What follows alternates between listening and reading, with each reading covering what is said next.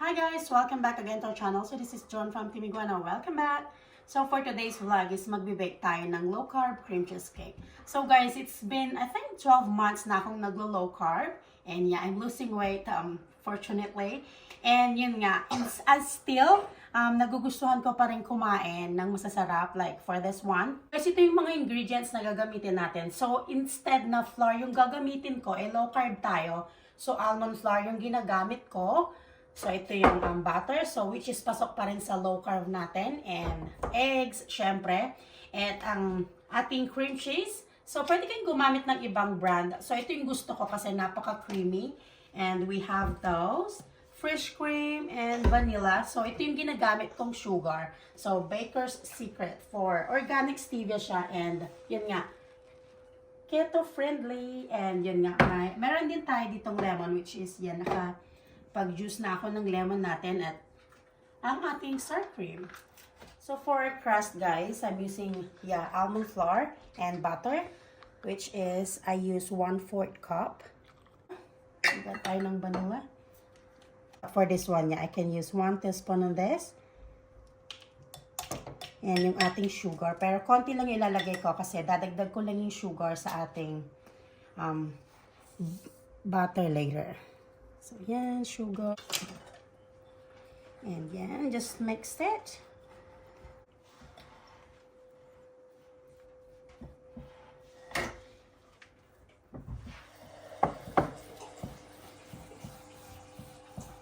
Oh yeah, guys, tingnan niyo yung almond flour natin. And with the butter, sugar, and vanilla. So, ready to bake na siya. So, I will bake this for 12 to 18 minutes. And just put on our pan.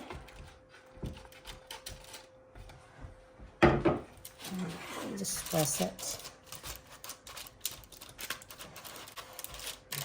Crust is ready to bake, guys. So yeah, just flatten on the pan that I'm using.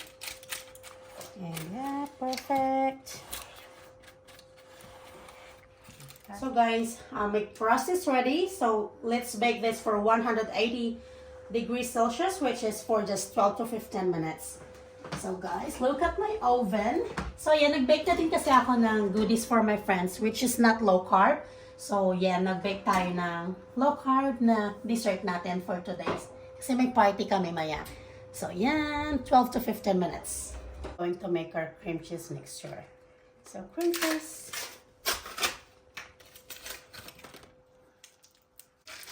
And let's put on our food processor. You can use blender as well if you prefer to.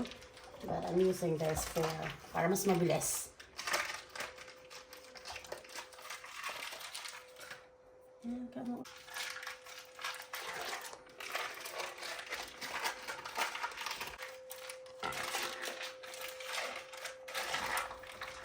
So make sure na room temperature yung cream cheese nyo kasi medyo patigas siya. Yung sour cream which is 250 grams.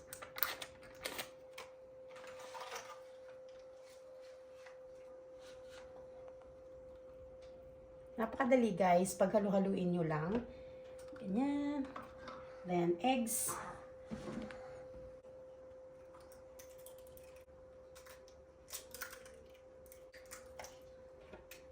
And hindi kapag guilty nakakain nito kasi low carb siya.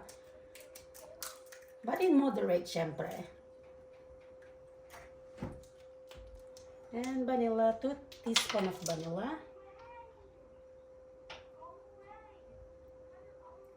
For this one, guys, 1/2 dapat yung sa mixture. Pero natatamisan ako. So, nire-reduce ko yung sugar, which is 1/3. And hindi ko pa rin pinupuno.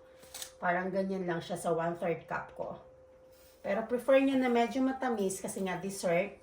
Yun, 1/4 cup siya. And mixture. Then finally, ang ating lemon juice. Yung lemon juice, guys, is just half of the lemon. Pero 1 whole yung nilalagay ko. Kasi gusto ko yung medyo maasim-asim. So yan, nadan ko na rin yung lemon juice. Done. Let's gonna mix it. Guys, ready na yung ating cream cheese.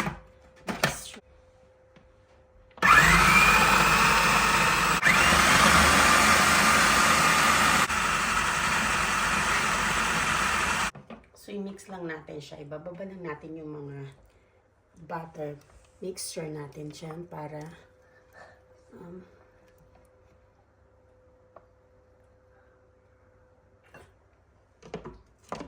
natin yung cream natin.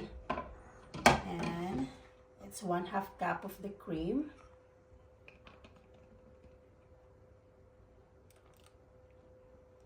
Mix it again.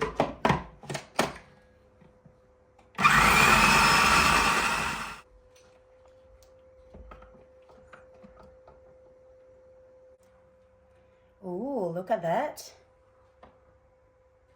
So creamy and fluffy. Before guys, I'm using blender. Then, yun nga, sabi ng mga colleague ko is, just use food processor just to make it really creamy and look at the texture. It's different nga naman. So, one more and it's ready and our crust is ready as well. So, gagawin ko lang yung sa gilid. Nagdikit yung cream cheese natin sa side ng ating food processor. So nice. Pause lang natin siya ng twice. Guys, medyo nag-turn brown na siya.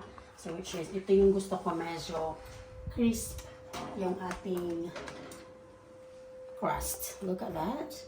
It's really good. I-cool down lang natin siya ng 10 minutes. So, let's wait for 10 minutes of cooling down our crust. So, ayan, ready na yung ating cream cheese butter. Look at that, guys. It's really creamy and smooth. Oops.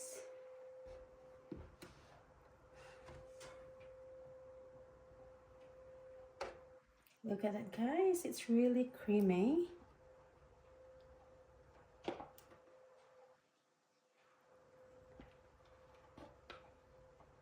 Must try this, guys. It's guilt-free, really. But of course, in moderation.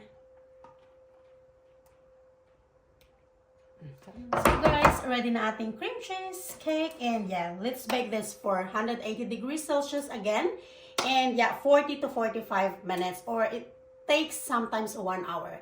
So let's bake. Ooh, ready na din ating cassava cake. So that's cassava cake, guys. So yeah, let's bake this for 45 minutes until 1 hour maybe. So see you later. So guys, I think it's ready. Look at the one. And ta-da! After 1 hour of baking. Yeah, that's it.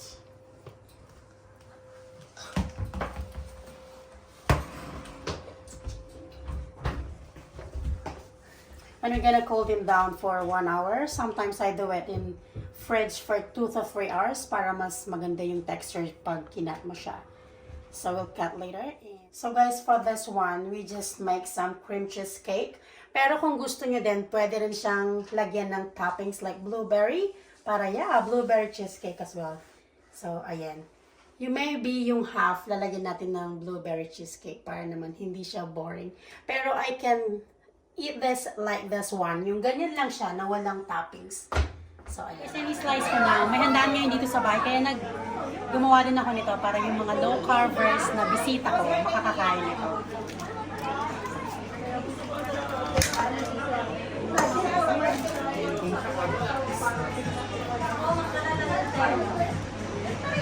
Hindi naman ganyan na na-failure na. Sabi ko nga, may cake pa siya bago mag-finish. Tinamahan ko mo siya kasi para makakaon siya ng breakfast. Look at this, guys. It's perfect. Kasi yun ang yung kanyang ganito. Anong dinala na sa Thank you for watching. See you next time. Bye.